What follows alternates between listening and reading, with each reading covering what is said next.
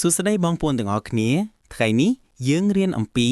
តើនិយោជកត្រូវមានលក្ខណៈសម្បត្តិនិងការរៀបចំខ្លួនបែបណាដើម្បីក្លាយជានិយោជកដ៏ល្អបើសិនបងប្អូនពេញចិត្តនៅវីដេអូនេះកុំភ្លេចចុច Subscribe ផងការក្លាយជានិយោជកល្អគឺជាដំណើរនៃការអភិវឌ្ឍផ្ទាល់ខ្លួនដោយច្រើនខាងក្រោមនេះជាលក្ខណៈសម្បត្តិនិងការរៀបចំខ្លួនចម្បងដើម្បីក្លាយជានិយោជកដ៏ល្អក្នុងការគ្រប់គ្រងក្រុមហ៊ុន 1. លក្ខណៈសម្បត្តិផ្ទាល់ខ្លួន Personal Traits កភាពឆ្លាតវៃផ្នែកអារម្មណ៍ Emotional Intelligence សមត្ថភាពក្នុងការស្វែងយល់និងគ្រប់គ្រងអារម្មណ៍ផ្ទាល់ខ្លួននិងអារម្មណ៍អ្នកដទៃដឹងពីឥទ្ធិពលនៃអារម្មណ៍លើទំនាក់ទំនងនិងបរិស្ថានការងារខភាពជាអ្នកដឹកនាំ Leadership មានចក្ខុវិស័យច្បាស់លាស់អាចបំពោះគំនិតនិងណែនាំបុគ្គលិកឲ្យទៅរកគោលដៅរួមមិនមែនគ្រាន់តែជាអ្នកគ្រប់គ្រង Manager ទេតែជាអ្នកដឹកនាំ Leader ដែលអាចជំរុញការផ្លាស់ប្ដូរគោសមត្ថភាពទំនាក់ទំនង Communication Skills អាចប្រស្រ័យទាក់ទងជាមួយបុគ្គលិកនៅគ្រប់កម្រិតយ៉ាងច្បាស់លាស់និងប្រសិទ្ធភាពចេះស្ដាប់និងយល់ដឹងពីបញ្ហានិងតម្រូវការរបស់បុគ្គលិកខភាពស្មោះត្រង់និងគោរពគុណធម៌ Integrity and Ethics ប្រតិបត្តិការងារដោយស្មោះត្រង់មានវិន័យនិងគោរពលក្ខណៈវិន័យការពីសិទ្ធិនិងផលប្រយោជន៍របស់ក្រុមហ៊ុននិងបុគ្គលិកងភាពក្លាហាននិងស្មារតីច្នៃប្រឌិត Courage and Innovation ហ៊ានទទួលយកហានិភ័យដែលគួរឲ្យទុកចិត្តនិងជំរុញភាពច្នៃប្រឌិតក្នុងការងារលើកទឹកចិត្តឲ្យបុគ្គលិកស្វែងរកវិធីថ្មីៗក្នុងការដោះស្រាយបញ្ហា 2. ចំណេះដឹងនិងជំនាញ Knowledge and Skills កចំណេះដឹងជំនាញគ្រប់គ្រង Management Knowledge យល់ដឹងពីគោលការណ៍គ្រប់គ្រងការរៀបចំអង្គការធ្វើផែនការដឹកនាំនិងការត្រួតពិនិត្យចេះប្រើប្រាស់ឧបករណ៍គ្រប់គ្រងទំនើបដូចជា KPI OKR BSC ជាដើមខចំណេះដឹងពាណិជ្ជកម្មនិងហិរញ្ញវត្ថុ Business and Financial Acumen យល់ដឹងពីប្រតិបត្តិការពាណិជ្ជកម្មទីផ្សារហិរញ្ញវត្ថុនិងយុទ្ធកម្មរបស់ក្រុមហ៊ុនអាចវិភាគរបាយការណ៍ហិរញ្ញវត្ថុនិងធ្វើការសម្រេចចិត្តផ្អែកលើទិន្នន័យគសមត្ថភាពដោះស្រាយបញ្ហា Problem Solving Skills អាចកំណត់អត្តសញ្ញាណបញ្ហាវិភាគមូលហេតុឬគល់និងស្វែងរកដំណោះស្រាយដ៏មានប្រសិទ្ធភាពមានគំនិតវិភាគនិងវិចារណញ្ញាណក្នុងការពិចារណាស្ថានភាព 3. ការរៀបចំខ្លួន Self Preparation ការអភិវឌ្ឍផ្ទាល់ខ្លួនជាបន្តបន្ទាប់ Continuous Self-Development រៀនជានិច្ចធ្វើឲ្យខ្លួនឯងទាន់សម័យជានិច្ចចំពោះចំណេះដឹងនិងជំនាញថ្មីៗអានសៀវភៅចូលរួមសិក្ខាសាលានិងវគ្គបណ្ដុះបណ្ដាលផ្នែកដឹកនាំនិងគ្រប់គ្រងខការកសាងបណ្ដាញទំនាក់ទំនង Networking ស្វែងរកអ្នកណែនាំ Mentor ដែលអាចផ្ដល់ដំបូន្មាននិងជំនួយក្នុងអាជីពកសាងទំនាក់ទំនងល្អជាមួយក្រុមការងារដៃគូជំនួយការនិងអ្នកជំនាញក្នុងវិស័យគោការបង្កើតទស្សនវិស័យ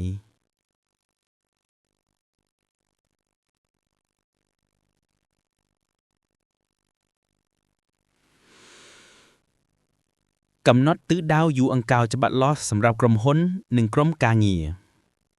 អាចបកស្រាយនិងចែករំលែកទស្សនវិស័យនោះទៅកាន់បុគ្គលិកទាំងអស់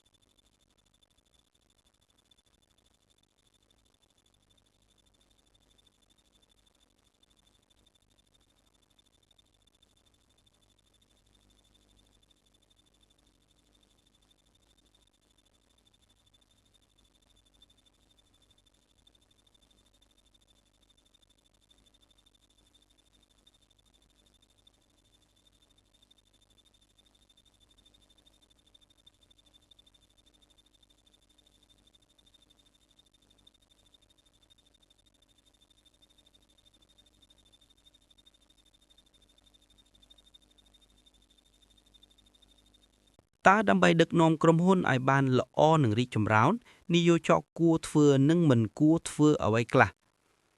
ច្បាស់ណាស់ការដឹកនាំក្រុមហ៊ុនឲ្យរីកចម្រើនមិនមែនគ្រាន់តែអំពីអ្វីដែលត្រូវធ្វើទេថែមទាំងត្រូវដឹងអ្វីដែលគួរជៀសវាងផងដែរខាងក្រោមនេះជាតារាងប្រៀបធៀបដ៏ច្បាស់លាស់រវាងអ្វីដែលគួរធ្វើនិងអ្វីដែលមិនគួរធ្វើសម្រាប់និយោជកដ៏ល្អតារាងប្រៀបធៀបអ្វីដែលគួរធ្វើនិងអ្វីដែលមិនគួរធ្វើផ្នែកឬក៏ប្រធានបទទី1ទំនាក់ទំនងនិងការសម្ដែងបង្កើតទស្សនវិស័យច្បាស់លាស់និងចែករំលែកវាធ្វើឲ្យបុគ្គលិកគ្រប់រូបយល់និងមានភាពស្មោះត្រង់នឹងគោលដៅរួមរបស់ក្រុមហ៊ុនពីការចូលរួមរបស់បុគ្គលិកស្ដាប់យ៉ាងសកម្មនិងលើកទឹកចិត្តឲ្យមានការចូលរួមធ្វើឲ្យបុគ្គលិកមានអារម្មណ៍ថាគេជាផ្នែកមួយសំខាន់និងតម្លៃយោបល់របស់គេត្រូវបានគេយកចិត្តទុកដាក់3ការអភិវឌ្ឍនិងការលើកទឹកចិត្តវិនិយោគលើការអភិវឌ្ឍបុគ្គលិកបង្កើតឱកាសវគ្គបណ្ដុះបណ្ដាលនិងបន្លក់ដំបូងសម្រាប់ការលូតលាស់លើកទឹកចិត្តពួកគេឲ្យរៀនជំនាញថ្មីៗ 4. ភាពយុត្តិធម៌និងតម្លាភាពប្រកាន់ខ្ជាប់នូវភាពយុត្តិធម៌និងមានតម្លាភាពផ្ដោតដំណឹងអំពីការផ្លាស់ប្ដូរការសម្រេចចិត្តនិងលក្ខខណ្ឌការងារឲ្យបានច្បាស់លាស់ត្រូវយុត្តិធម៌ក្នុងការវិតម្លៃនិងលើកទឹកចិត្ត 5. ទទួលខុសត្រូវនៅពេលមានបញ្ហានៅពេលមានកំហុសសូមទទួលខុសត្រូវជាអ្នកដឹកនាំនិងផ្ដោតលើការដោះស្រាយបញ្ហាជាជាងការចាប់រកអ្នកណាទៅខុស 6. ទំនាក់ទំនងជាមួយក្រុមស្គាល់និងគោរពភាពខុសគ្នារបស់បុគ្គលិកយល់ថាបុគ្គលិកគ្រប់រូបមានសមត្ថភាពនិងរបៀបធ្វើការផ្សេងៗគ្នាចូលរៀបចំការងារឲ្យសហហប់នឹងចំណុចខ្លាំងរបស់ពួកគេ 7. ការគ្រប់គ្រងអារម្មណ៍រក្សាភាពស្ងប់ស្ងាត់និងវិភាគជានិច្ចទោះបីជានៅក្នុងស្ថានភាពតានតឹងក៏ដោយក៏ត្រូវរក្សាអារម្មណ៍ឲ្យបានល្អធ្វើជាតួយ៉ាងឲ្យក្រុមអ្វីដែលមិនគួរធ្វើទី1គ្រប់គ្រងតាមរយៈបទបញ្ជានិងការគំរាមកំហែងកុំប្រែតែអំណាចឬការបង្គាប់ឲ្យធ្វើដោយមិនពន្យល់ពីមូលហេតុ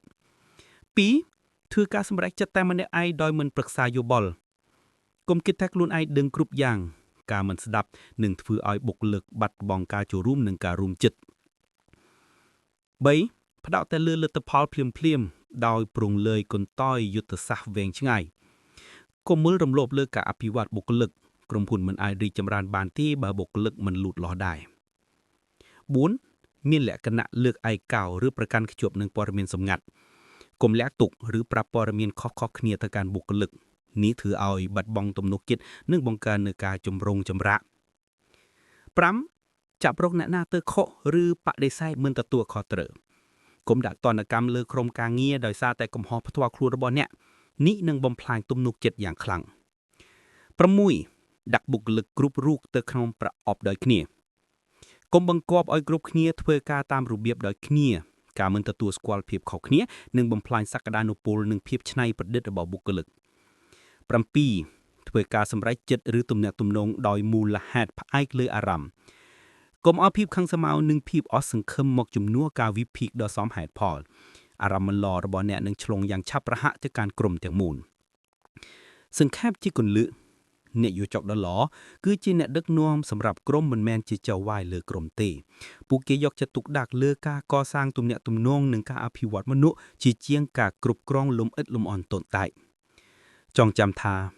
ក្រុមដែលរីកចម្រើនគឺជាការឆ្លុះបញ្ចាំងដ៏ល្អបំផុតនៃនយោជកដ៏ល្អម្នាក់សូមចាប់ផ្ដើមដោយការកសាងទំនុកចិត្តនិងការគោរពគ្នាទៅវិញទៅមកលទ្ធផលល្អនឹងតាមមកដោយស្វ័យប្រវត្តិសូមអរគុណសម្រាប់ការស្ដាប់ដល់ចប់បើបងប្អូនគិតថាវីដេអូនេះល្អសម្រាប់បងប្អូនសូមកុំភ្លេច comment និង subscribe ផង